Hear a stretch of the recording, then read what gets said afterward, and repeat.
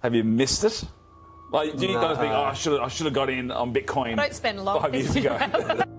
Bitcoin. And Bitcoin is something that certainly a lot of people think, is going to rise as an alternative currency. The Australian Bitcoin Podcast, presented by Hardblock.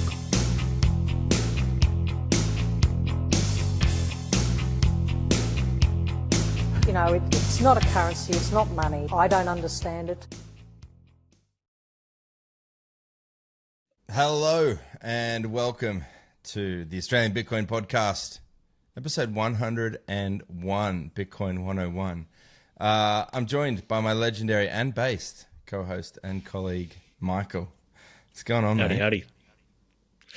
Not much. Just got back from the Bush Bash, from the big drive over to Parks in New South Wales. Big drive, but it was awesome.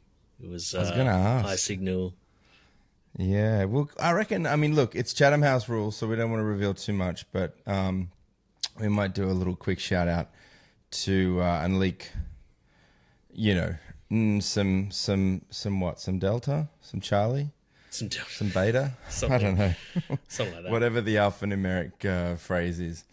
We might as well get straight into it. We've got, wankerish price action continues. This Sats are the new stablecoin. We're recording this on Thursday, the 4th of December. We're currently at block height 926,354. And I want to give a quick shout out actually to my boy Bayani later, but I can actually refer to that off a little device on my desktop now rather than have to go to Clark Moody. Although I do recommend anyone that is looking to understand a little bit more about the chain and the network, state of the network, go to Clark Moody's dashboard. Anyway, price of Bitcoin in US dollar dues is 934,000. Sorry, good grief, I wish. 93,535. Can you imagine? I wouldn't be recording this podcast, I'll tell you that much. Australian dollar dues a little bit closer to the mark, 141,509 Australian dollar dues. So yeah, stats of the stablecoin. We had a little bit of a dip earlier in the week, and the price discussion is kind of wearing a little thin, to be honest. These days aren't all that hard, if you know what I'm saying. Like, yes, it's difficult to hodl. It's awful if you bought your first Bitcoin perhaps the end of last week or something like that, and you might be down a little bit. But the network is still doing its thing. Yeah, we're still in the shadow of the all-time high back in sort of that August, October period before that big old flash crash that happened. We were on that downward trajectory until we've now just got some signs of life, just in the last few days. So let's see if that holds out. Let's see if that continues. Hopefully it does. But yeah, we're still in the shadow of the fallout from Trumpy having his way with the world, misreading it. Just like the absolute power that is embedded within a single man's tweet or note. I don't know what you call it, Truth Social post. Maybe it's just a post. But yeah, like Elon can post something and then just completely move markets. Trump can tweet something, note something, post something, and just move markets. And Bitcoin we're the first to feel the heat, because obviously Bitcoin is the only 24/7 liquid market out there that does allow for traders to have this perfect pool of liquidity that they can dip into immediately off the back of any announcements. They're not having to wait for, stockbrokers to make moves, or they're not having to wait for a weekend shutdown or out of trading hours. They can just go straight to those Bitcoin markets and make some moves based on a whim of a tweet. So it's a double-edged sword, isn't it? It's pretty nuts. It's definitely the forerunner for I guess the state of global markets, and certainly a decent macro indicator, given the fact that it does trade 24/7. The dump over the weekend on, I think it would have been our Monday, but the US's Sunday night looked a little sketchy. Like it just kind of fell off a cliff and wicked down for quite a Yeah. long time. It sort of remained down there. Yeah, so that came off the back of so around Monday our time, Japan started signaling that they're looking to raise rates, and when Japan is talking about raising rates, that scares the crap out of people that are playing with the infinite money glitch that is known as the yen carry trade. So I only found out about this about a year ago. I first heard of the yen carry trade, but obviously it's a thing that's been happening for many years now, for decades now. Basically, the short story is off the back of Japan's financial meltdown at the end of the 80s, early 90s. They're still not really recovered from that, and their pain opened up an opportunity for international capital to have this infinite money glitch where they can take out loans in Japan at zero or sometimes negative interest, and then go and buy US dollars or whatever, and then go and execute risky trades or just any trades, really, any investments. And the returns from that easily cover the interest payments or lack of interest payments with their loans in Japan. And that's known as the yen carry trade. And so any hint that Japan might be ending that party by raising rates causes all these traders who are playing this game to start dumping all of the assets that they bought using this borrowed money. And so that's what happened on Monday. That Is this similar to the sushi? Yep. Is it, what was it called? Sushi swap or whatever that shit that FTX was doing a couple of years ago. And that's how our boy, whatever his name is, I don't even know. I don't think about him, but Sam Bankman. Yeah, Sam Bankman fraud. He was he running something similar, but like within, I guess, the crypto sphere. I vaguely remember the term sushi swap. I don't think it has to do. We might be barking up the wrong tree or something, you know. But I mean, that being said, you are right in that many people playing this yen carry trade game would be buying crypto, buying Bitcoin, buying whatever, using it because so.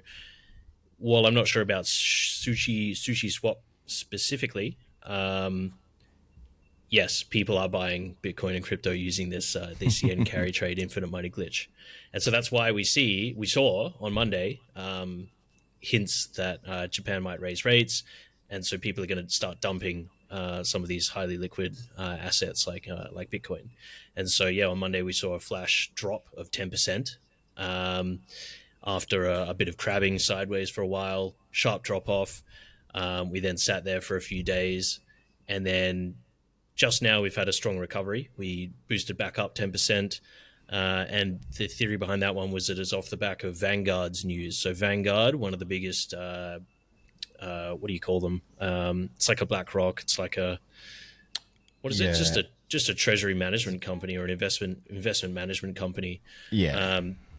So they manage $11 trillion of assets. They've got 50 million customers, and they have had a long-standing ban on Bitcoin investing, which they lifted on Wednesday. Bent the knee. And yes, they bent the knee. There's plenty of interviews with old mate Vanguard who said, no, we're not going to do it. We're not going to do it. We're not going to do it. Here's why. And then suddenly, we're going to do it and pump the price. Yeah. That Vanguard CEO, when those ETFs first launched back in, I guess, Feb 2024, was saying that they won't budge, they won't join the party, and until they saw how good BlackRock was doing. Well, then he got let fired. BlackRock have all the fun. Yeah, and then right? BlackRock does extraordinarily well. It's their most popular ETF in history, and I think it's their most profitable ETF to date. And the Vanguard CEO, his name doesn't come to mind, but he got fired, and I believe they hired the fella that actually launched the BlackRock ETF in place of him.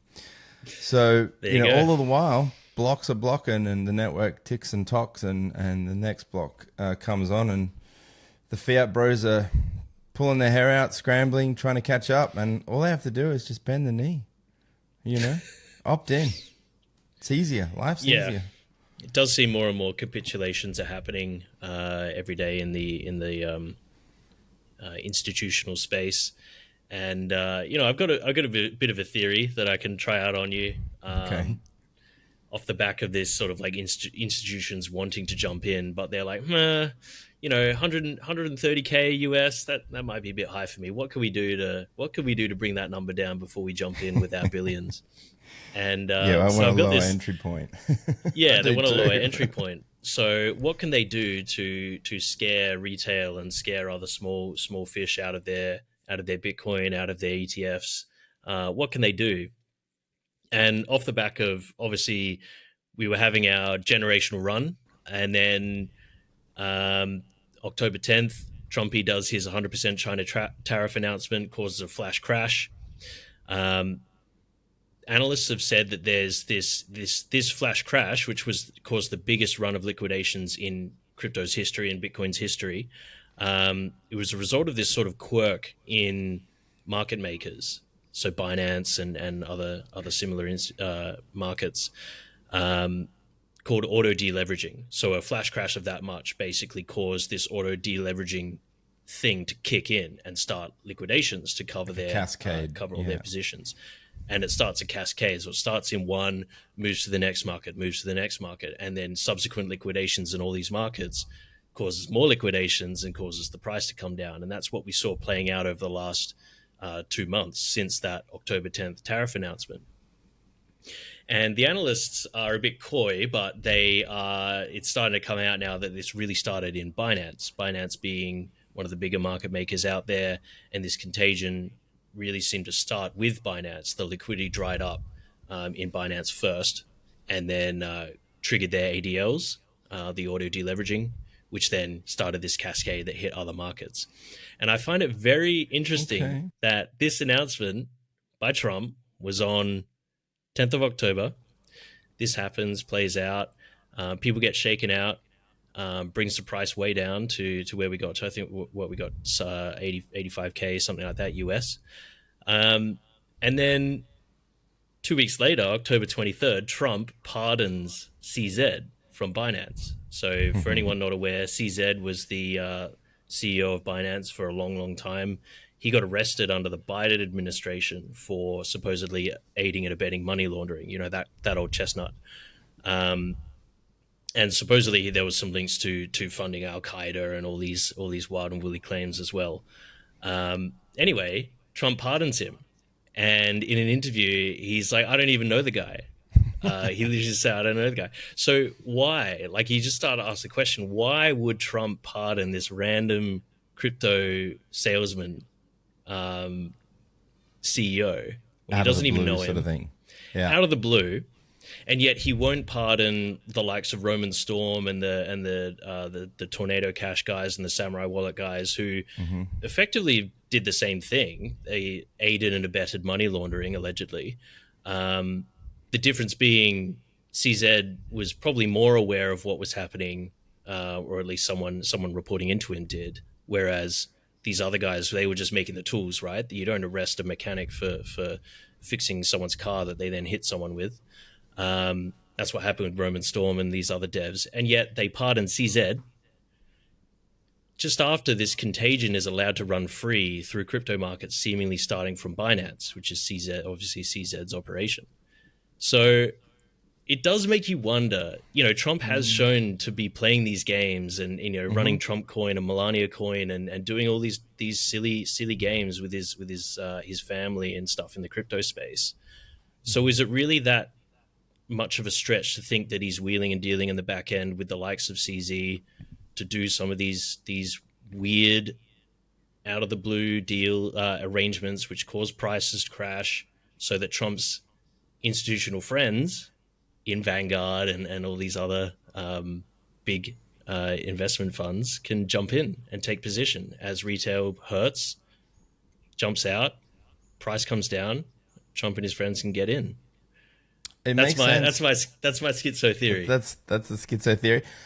Look, the incentives are there, and it's not entirely wild. As our boy Charlie Munger used to say, show me the incentives, I'll show you the outcomes. And Trump has got his bags. Like he's on the record. He's got Bitcoin. He holds Bitcoin. His family holds Bitcoin.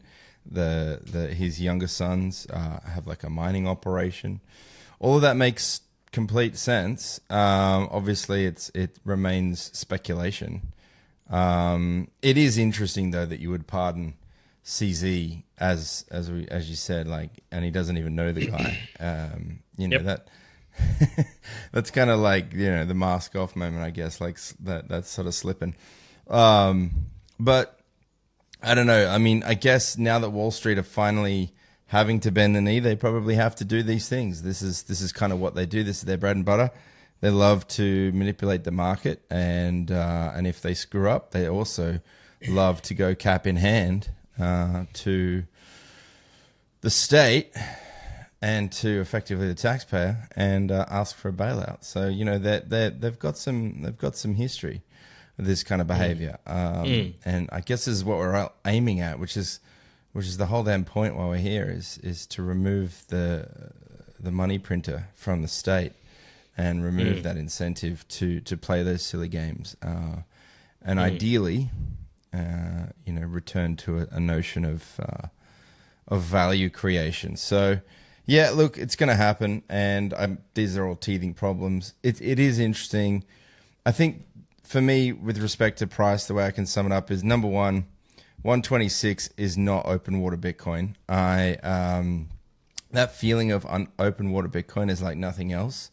And it's like your ego gets inflated massively over a period of days, because it usually doesn't last that long. And you can, go around and gloat and all the rest of it to friends and family, which I advise you wouldn't. And I think Odell's evergreen meme here, stay humble, stack sats. Stay humble enough, I think, is how he modifies it generally during open water Bitcoin. But yeah, 126, not high enough to elicit a sense of euphoria and sort of validate the grinding sideways that we've been dealing with. Just be like, okay, it's all worth it. I get it. That's great. The other thing is we are approaching Christmas, and there is that sense in the back of my mind, as much as I would like to exercise humility and not rub it in at the Christmas dinner table. The human being in me still wants to do that. You know what I mean? Like, I want to be sitting there on the 25th and being like, I told you, this is all the reasons. I told you so, and just have that little bit of, I don't know, that little victory. But that's just a very egoic thing to say. Speaking of ego, it might not. It might actually not come out that way, because if you think about, what was the price last Christmas? It's terrible. Back, price last Christmas was 158k Aussie. So Australian. right now we're at It's 134k. So I think if you've been quite competitive with your family in previous years, they might come to you all smug and be like, "Oh, we're down from last time we chatted last Christmas." Yeah. And so Your you'll need uncle's to up on the S&P. Yeah. So you'll need to, unless we see some bullish candles over the next month in the lead up to Christmas, you might need to be defending yourself more than humbly gloating. So hey, I was promised Omega candles by Samson Mao. So where's your nation state adoption, Samson? Let's get to work, please. All I want for Christmas is some green candles. That's right. That's exactly right. I'm just pivoting quickly to some more egoic news. The ABC, the taxpayer-funded media organization that we all contribute to in one way or another, released an absolute perler earlier in the week, Tuesday, with the headline, "Tumbling Bitcoin's Last Useful Business, Money Laundering Under Threat from Tether." And our chief business correspondent, the CBC Ian Verenda, was wading into the waters of Bitcoin, and quite possibly one of the more ignorant articles I've read about Bitcoin in recent years.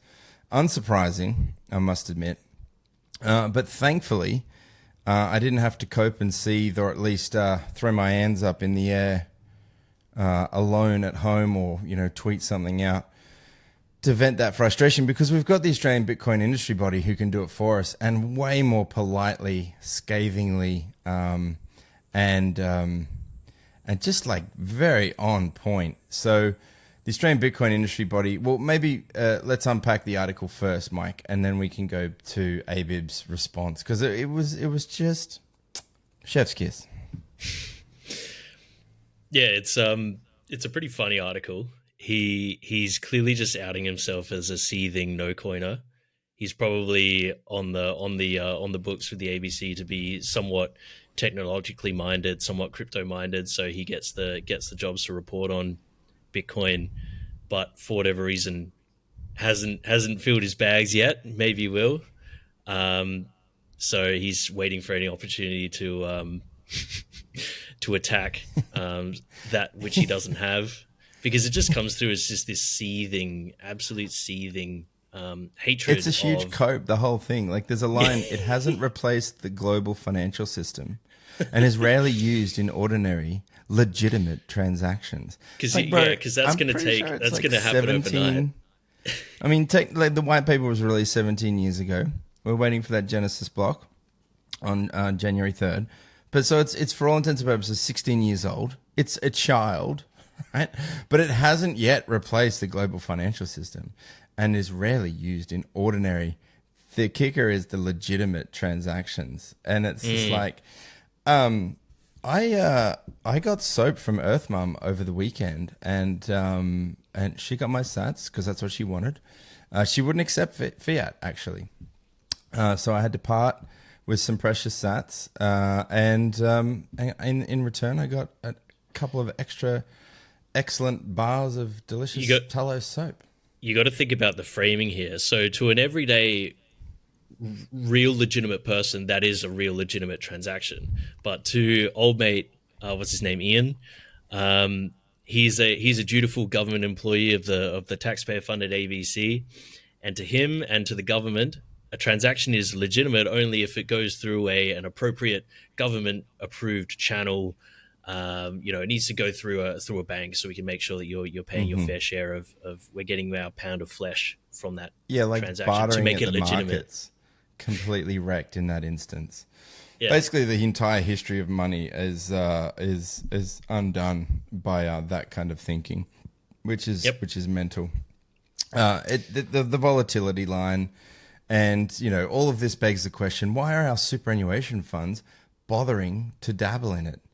And our boys over at AMP are actually putting their head up to sort of take a position, which is cool. Maybe we can discuss that a little later. But anyway, our boy Ian, completely missing the mark. They say flak is heaviest over the target, but to be honest, this wasn't very heavy flak. This was kind of like groping in the dark for engagement rage bait amongst... what is it, like 0.01% of Australian Bitcoiners? I don't know. And it's just so easy to peel apart, as Bayani from the Australian Bitcoin industry body did in his reply, which is definitely worth checking out. Has been reposted on a few other media sites as well. But even if you take, you can look at lots of different metrics as to how silly it is. He harps on about, the primary use case for Bitcoin is illicit transactions and money laundering. But if any of these chain analytics companies are worth their salt, which they're not, spoiler alert, but from their reports, which governments seem to be trusting more and more in their regulatory frameworks for Bitcoin, they state that only 0.14% of on-chain transaction activity in Bitcoin can definitively be linked to illicit activity.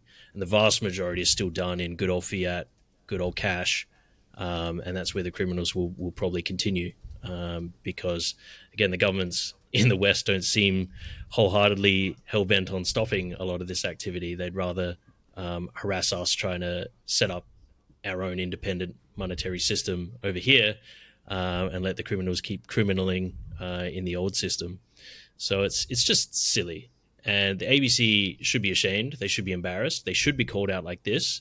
It's not limited to just just Bitcoin topics. Like, it's been known for a while that obviously they've got a bit of a leftist bent with a lot of their reporting, and it is good to see people calling them out on it, because they, as a taxpayer-funded government media entity, they should be even-handed. They should not be taking partisan stances like this without at least consulting and at least bringing the facts to the table. Sorry, go ahead. No, I was going to say, you would think that would be the case, that you would handle these news stories quite neutrally. Prior to all of this and everything else, I worked in that space. I worked in that industry. And I would go to countless meetings in the mornings, and we would do little roundtables about what was coming up, et cetera, particularly in and around the global financial crisis or the fallout a few years after that. And the amount of times I would bring up something that didn't quite jive with the quote-unquote agenda, whether it was spoken or unspoken, generally unspoken, it would just be shifted and moved on, and you'd be assigned to something else. And this is kind of the logic internally of the state. It is like, figure out where it's getting funded from, and then the outcomes will sort of present themselves a lot easier. There's no real such thing as neutral reporting, because if there were, we'd get a redaction or some sort of response from the ABC saying, yeah, fair enough, hands up, sorry about that, we kind of didn't report that as truthfully or as accurately as we should have. And that you just don't see it. Or you would see favorable Bitcoin stories when the price is ripping, or when it is actually being a net benefit to certain communities, and projects in and around the world. And you just don't see that, Yeah, so at best, this is a case of just this one rogue reporter that's just a seething no-coiner and venting his frustrations through his media position with the ABC. At worst, it's editorializing by someone higher up at the ABC that is basically saying we need to put the squeeze on Bitcoin and crypto and all this stuff for whatever reason. And maybe they've had a tap on the shoulder from the government to keep things, to keep public sentiment in Bitcoin skeptical. Couldn't imagine why. But yeah, they're obviously trying to protect themselves from leaving the sinking ship of fiat that is the Australian Pacific peso. Just one final comment about ABC, which kind of flew under the radar a bit recently, was on Twitter or X. They recently rolled out their account origin function.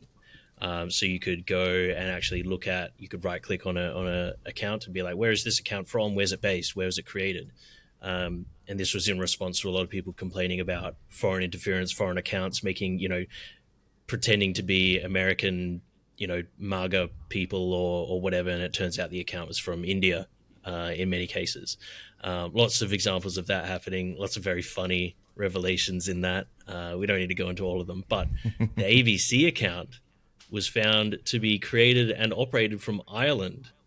Is that right? Which is quite interesting. And it could be maybe whoever manages that account uses an Irish VPN, or maybe they were on a holiday into Ireland and working remotely while they did it. But it seems a bit strange, doesn't it, that the biggest social media account for the taxpayer-funded Australian media organisation, the ABC, was created and operated out of Ireland. I find that interesting. You've just brought up a little point, which has triggered a little thought in my brain. I'm just trying to find some information so I don't sound like a moron. But there is this thing called the double Irish with a Dutch sandwich, a tax loophole, where effectively you set up like two Irish companies. One holds IP, the other is technically managed from a tax haven, and you can kind of funnel money in and around, and it's kind of a way of avoiding tax, basically. And a lot of those have been closed down by various Australian and global policy reforms. But I wonder, it's just pure speculation here, but could it have been that either the dude or the chick was on holiday in Ireland and set up that account, because there was no one back in Sydney that could do it, Or, did she have a VPN? Or is there some kind of, dodgy financial something? Again, just putting it out there, speculation. Go do your own research. Do you want my schizo tinfoil yes, hat sir. theory? The based co-host, please. Yes. Got no shortage of those. So Ireland is always known as being this tax haven, for one, like you said. It's also known for being headquarters for big tech companies and big multinational companies through want of its sort of ability to enter the Eurozone market, but with certain protections and certain benefits from opening up specifically in Ireland. And yes, the Irish government does give you healthy tax positive arrangements for opening up in Ireland. And so, a lot of big tech and big corporations do choose to open up and incorporate and operate out of Dublin, Ireland. And, so that's interesting. I wonder if that's to do with it. And, the real schizo tinfoil hat theory is, people wonder about, is there some kind of global cabal pushing things in different directions and kind of massaging public opinion to serve a certain end goal or a certain public sentiment goal that they're going for. And it would make sense to try and centralize that approach. And, one way of doing that is to influence or control some of these central publicly funded mouthpieces to this end. So your BBC, your ABC, these sorts of big public funded media groups. And, if I was setting up a global propaganda empire to try and influence everyone in the Western world to think in a certain way about certain topics, you probably would operate out of a central node of operation, just to make sure that all the information going out is pointing towards that same goal, whatever that goal is. Maybe it's in Ireland. We're always wondering about it. Is it US intelligence agencies? Is it whatever? Or is it just, some kind of Eurozone cabal that's pulling the strings of the ABC and the BBC and all these guys to make the plebs think a certain way? Nothing would surprise me at this point. Well, I asked the all-knowing, all-seeing, eye in the sky Grok, where was the Australian Broadcasting Corporation established? Was it Ireland? It says no. It was not established, and there's no historical connection to Ireland in its founding or its operations. It calls to mind, why is Australia? I think, is it listed on the Australian, is it ASIC, or it's like a registered business? Anyway, that's a whole other rabbit hole that we probably are veering way, way, way away from Bitcoin. But it's all interconnected. Everybody knows this if you've been in Bitcoin long enough. Just before we pivot on the whole salty ABC article, I'd just like to point out that Legacy Finance, in particular HSBC, has been caught for money laundering, a number of money laundering scandals. One in 2012, one in 2016, one in 2021, one in 2022, one in 2024. And then some other ones that are notable. You've got the Bank of Credit and Commerce International was exposed for money laundering in 1991. Wells Fargo in 2010. Standard Chartered in 2012. Deutsche Bank in 2017. Danske Bank in 2018. And Goldman Sachs in 2018. So, I'm sure there is some illicit activity that occurs on the Bitcoin network, it being money for enemies after all. But as you rightly pointed out, and yes, we do need to take chain analysis with a grain of salt. However, we're not the ones quoting it. It's actually the states and the governments that are the ones that are utilizing that data and information to make certain claims. And as you pointed out, it's found just 0.14% of total on-chain transaction volume.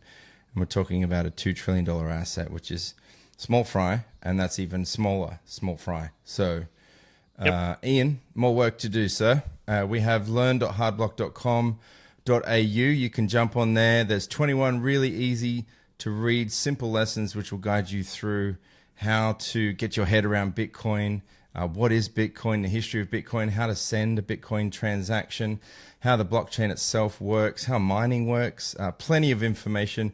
And Ian, if you are interested and that sort of wets your beak a little, You can contact us via Twitter DM, or you can contact content at hardblock.com.au, and I will send you a easy Bitcoin book, a few stickers, and even a $10 free Bitcoin hard card. So more work to do, Ian, but we've got your back, bro. We're here for you when you need us. That's it. Once he's got some sats under his belt, he'll change his tune a little bit. You're looking for a hassle-free way to buy Bitcoin in Australia? Hardblock makes it easy. As Australia's longest-running Bitcoin-only exchange, their mission is to help Australians simply and easily buy Bitcoin and take it into self-custody. There are no deposit or trading fees, just a clear 2.4% spread. That covers operating costs, so you always know exactly what you're paying. Withdrawals are just $1.18 or as low as 400 sats with AutoSend. There are no hidden charges, no surprises, just a fast, reliable, and easy way to stack sats with total transparency. Get started today at hardblock.com.au. Bitcoin made easy for Aussies. I hope so. You've got here, silver ends the Fed, an increase in Japanese base rates. We're going to pivot to that real brief? We could just touch on it really briefly. It's just pointing out, for anyone out there that does dabble in precious metals, silver is having its generational run as we speak. Previously, It was gold on its run up to $4,000 an ounce. Gold's now sitting at $4,200 an ounce. Silver, over a similar period, has done very well. It's now, I think it's up double where it was a year ago. If I remember correctly, let's go 1 year. Let's have a quick look. It's up 86% from 1 year ago. So it's having its generational run now. It's doing very well. I was just looking at to buy a single 1 ounce silver dollar from the Perth Mint is now over $100. So $105.40 buys you a single ounce of silver coin. And it's interesting because it is a good idea to keep an eye on precious metals, because while the market cap for Bitcoin is still low, while adoption's still getting there with it being such a new asset to the world, it does have its bit of roller coaster play. Whereas precious metals has got more of that smoother curve upwards. And so in that regard, it can be looked at more of an indication of, well, how much are these fiat fund bucks actually worth in comparison to real rare metals, precious metals like gold and silver. And so seeing this pivot to silver is just after gold is quite interesting and notable. And it's going hard. So far it's looking like an even bigger run than gold had. And there is another, I won't talk about it now. People can go and do their research, but there is another schizo theory, offshoot of the GameStop funny business that was happening. If anyone read into that, this theory that silver could be another pathway to end the Fed, so to speak, through some kind of supply squeezed short long leverage position. I don't know, some kind of weird situation over there. I've seen some posts on various social media channels in regards to buying nickels, like out of print silver nickels, and stockpiling those, which is an interesting. I mean, what's the thesis? What are you rotating from gold into silver? Taking I don't understand why anyone would do that, given the absolute scarcity of Bitcoin. It's ensured that I've lost, I guess, short term, medium term gains by, I guess, dedicating most of your finances to Bitcoin. Although, recently, huge boating accident in Western New South Wales, which resulted in a massive loss. Sorry for your loss. Thank you. But the notion, why would you, if you had to guess, why would you rotate, or why would you be buying silver when you could just buy gold or, I don't know, anything? So silver's easier to accumulate from the, I forget the term, but it's like the individual, from a price point perspective, it's a stretch to get a whole ounce of gold. Yeah, the unit bias. Yeah, it's much easier to grab a kilogram of silver or a stack of silver coins. It's much easier to do that than do that with gold. and so the unit bias comes in a little bit. There is this pivoting where gold's done its run and now it might plateau. But silver's still pumping, so people will divert into silver instead. The schizo theory is that there's this supply squeeze with silver, and basically the price of silver has been kept suppressed for such a long period of time, and now we're starting to see the actual price of silver come through. I don't understand the mechanism that was used for keeping that price suppressed. I also am very skeptical about it because it's not the hardest thing to find in the ground and dig up, and as the price runs, supply will start to kick up as it becomes more economically viable to go and dig it out of the ground. So overall, I'm not sold on it. And even just from a Bitcoiner's perspective, like, end of the day, it's such a freaking pain if you're going to have some lumps of metal in a vault in your house and you actually want to go and buy something with it. You have to go and take it to a bullion dealer and get it appreciated and get it exchanged. Like, such a hassle. So just use Bitcoin. That's me anyway. TLDR. It's Chatham House rules. We should just sort of preface the forthcoming discussion, which we're probably not going to talk too much about. But I feel like we just need to give a shout out, basically. So over the weekend, a whole bunch of base Bitcoiners descended on the rural town of Parkes for the New South Wales chapter, I suppose, of the Bitcoin Bush Bash, and there was quite a few crew. In fact, I think the whole crew, except barring one from Hardblock, made a decent showing out there. We didn't want to take it over. That wasn't our intention. We just were enthused to be there, and I hope no one got the wrong impression that there was just Hardblock shit everywhere. But it actually wasn't. There were more Archie thongs from Earth Mum than there were easy Bitcoin books. So I'm just going to say that. But huge shout out to the organizers, one of which is our product manager, Alex, and JP, who put on New South Wales Parkes Bush Bash. An absolutely stellar couple of days of high signal from a lot of excellent presenters. In fact, our CEO and founder, Daniel, he mentioned in reference to or comparison to Bitcoin Hong Kong and Bitcoin Thailand, and you were there too, Mike, I think. He said that there was higher signal across those 2 days in Parkes than there were at those major Bitcoin events that were incredibly well funded. Like, this is free. You just have to show up. And if you want to contribute, perfect. That's even better.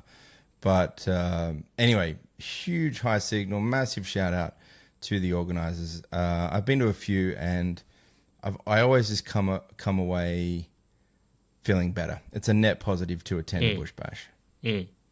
Yeah, it's awesome. And yeah, on that conference comparison, end of the day, when you go into a big flashy Bitcoin conference, the people speaking, they're representing their companies, they're representing the advertisers and the supporters to all these events, and so they always have to hold their tongue. They always have to say some things, don't say other things.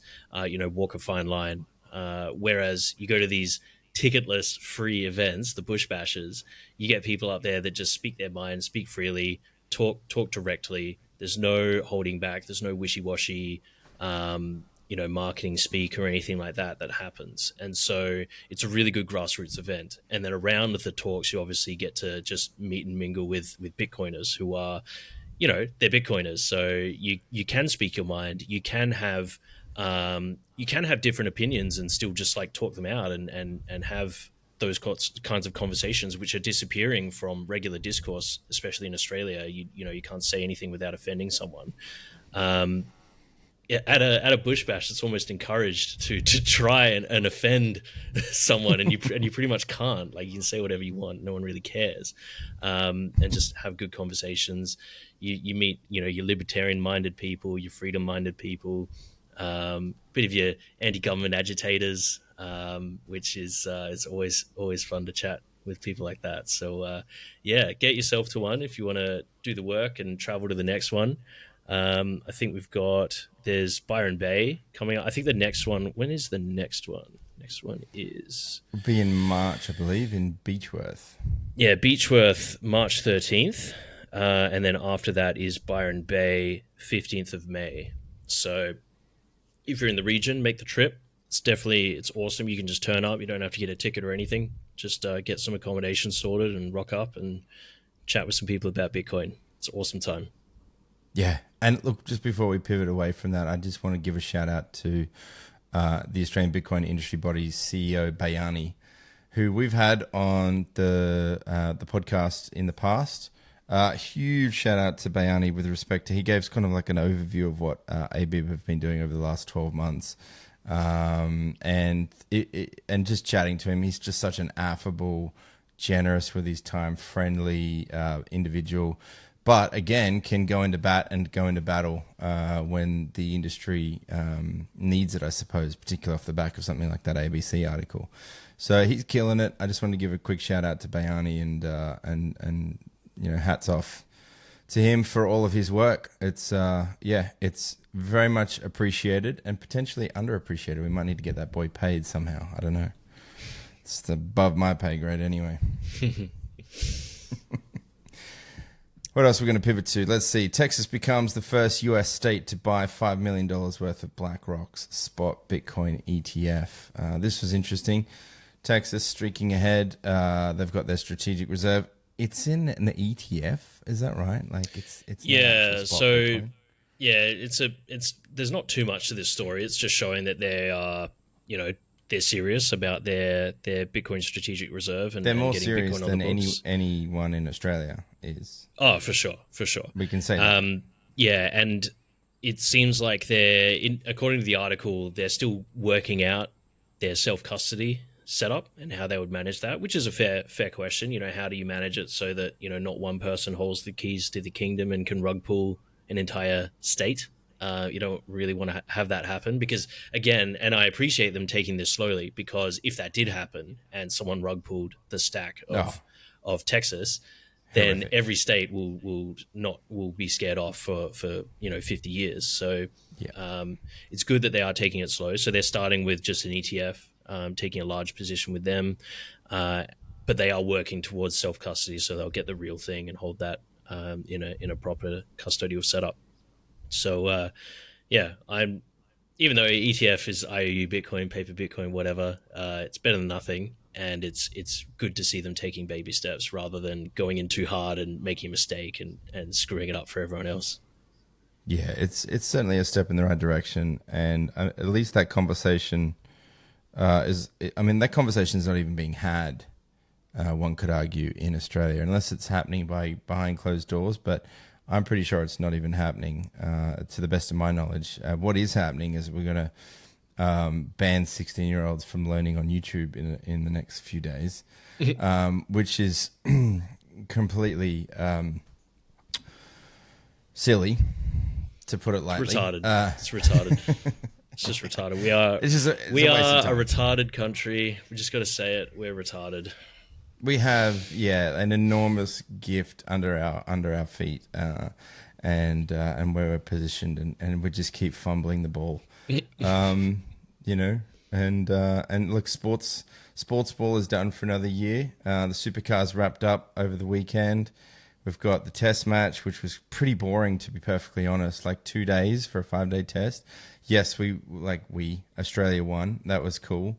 And I am looking forward to the remainder of the test series, but if it goes the way of just an innings bash of like a T20 style thing, I'm not going to be too impressed about that. So I won't be as distracted otherwise. So I will have time on my hands to keep tabs on our quote unquote betters.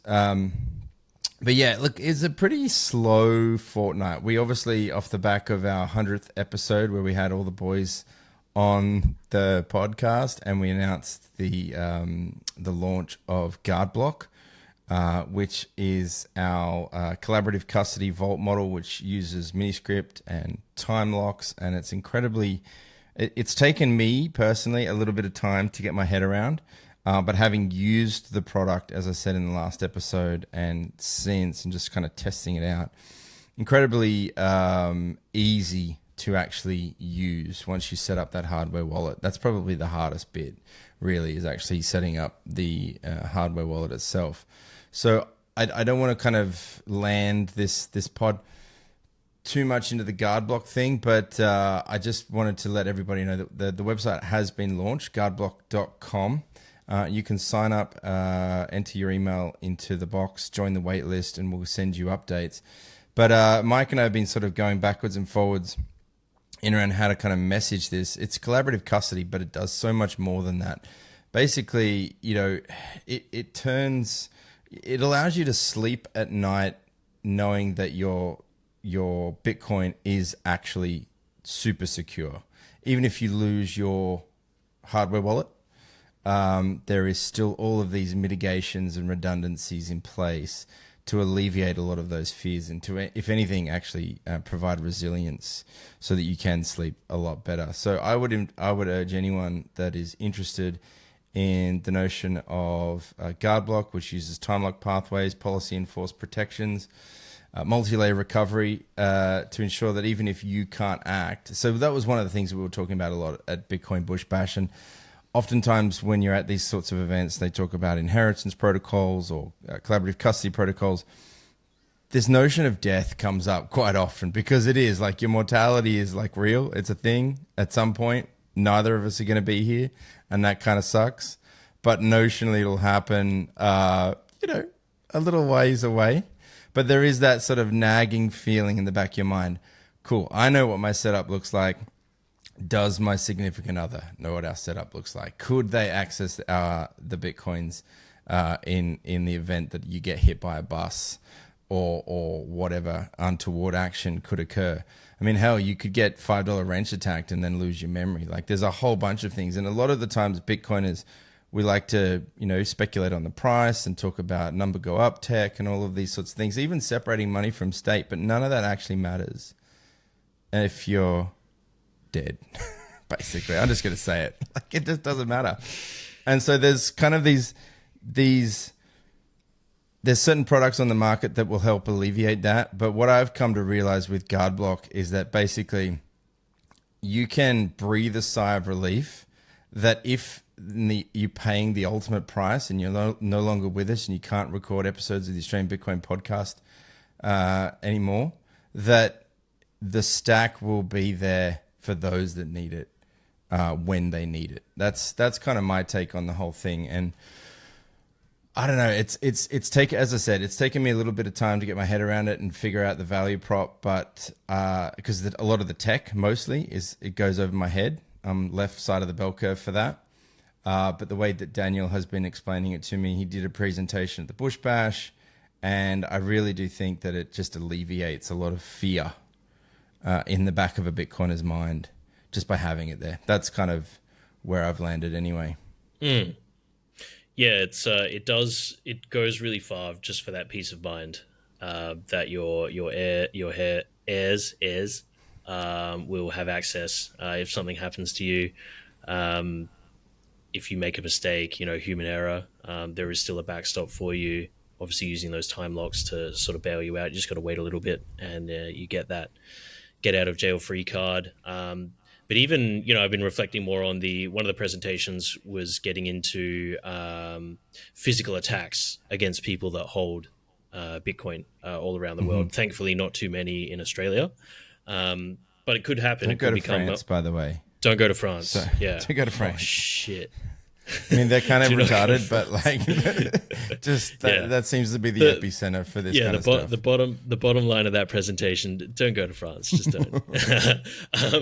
But yeah, as the price continues to accumulate and more people like Ian are seething that they don't have any Bitcoin, they might be willing to pick up that $5 wrench and have a go. And so that's where you want to start to think about, first thing, think about getting a gun. Second thing, think about I'm not advertising, not advocating that. Maybe a little bit. Yes, you are. But it's fine. I believe it. Great. But the other thing is obviously guard block does help you from in those scenarios. So if you set up your spending controls in a certain way, your time locks in a certain way, even if someone came at you physically, threatened you, was attacking you, you can have things set up so that you literally can't give them what they want. You literally cannot. Like, it might need to wait a day, might need to wait a week or something, but you can set things up so that even if someone came at you, demanding a payment now before the cops come in and pick them up, you physically, cryptographically cannot make that payment if you set things up appropriately with guard block. So it does help with those scenarios as well. There's tons of scenarios that it helps with.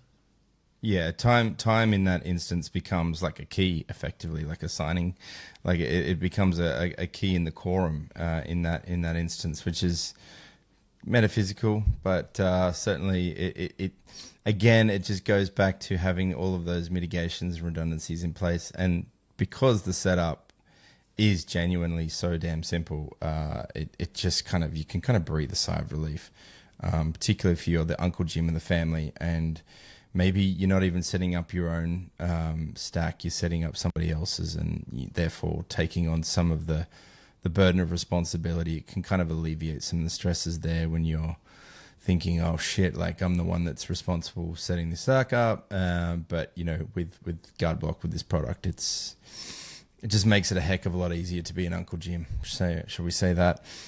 Yep. As we wrap this episode 101, I just wanted to blow some smoke, maybe a little bit more smoke up our own backsides. The Spotify Wrapped comes out once a year, and it's always something that I sort of look forward to. I bar my children from using my Spotify because I don't want to screw up the algorithm with like the Wiggles or any kind of nonsense like that.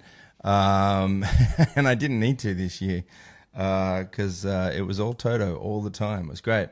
But anyway, the Australian Bitcoin podcast, we got a couple of stats, and I just wanted to give ourselves a little bit of a shout out. Like, we've had a couple of good increases across, like a lot of growth across the episode. So I wanted to shout out all of the listeners that are tuning in once a fortnight and lending your ears and your time and your energy to listening to Mike and I bumble our way through the news events of the past fortnight, offer some fairly, what did you call them, schizo conspiracy theory takes. Like, this is what you come here for, right? Like, this is the Australian perspective, and we try our best to be ourselves and to be, the Bitcoiners that Australians, we're not the voice of Australian Bitcoiners by any stretch of the imagination, but certainly, we kind of want to reflect back the community, and I think events like the Bush Bash over the weekend, I kind of hope that we're at least doing a decent job, and our numbers seems to be showing that, which is nice. But one curious thing that came out was it does this correlation between listeners of the Australian Bitcoin podcast and then like the music that they listen to and also the audiobooks that they listen to. And one of the stats here was Australian Bitcoin podcast top artist amongst fans of the podcast was Taylor Swift.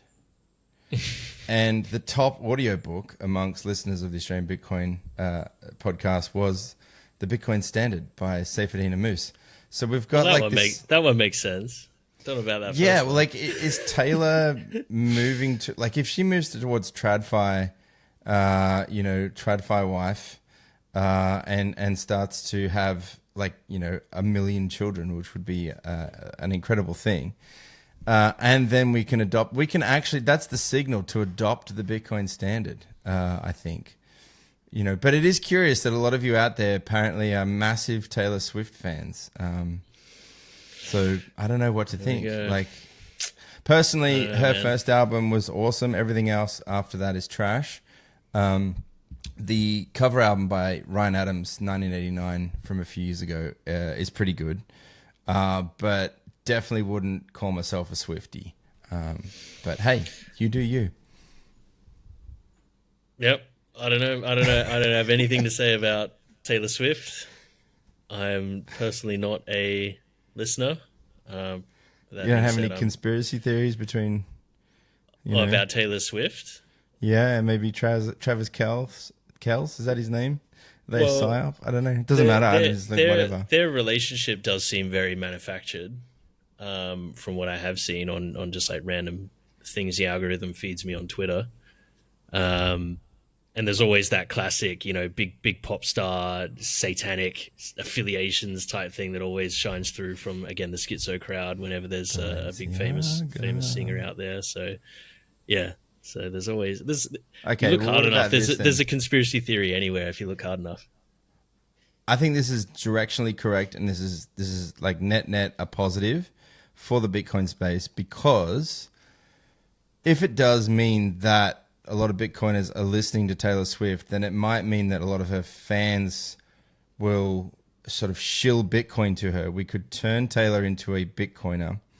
She might have some sort of catastrophic loss, boating accident, lose all of her coins.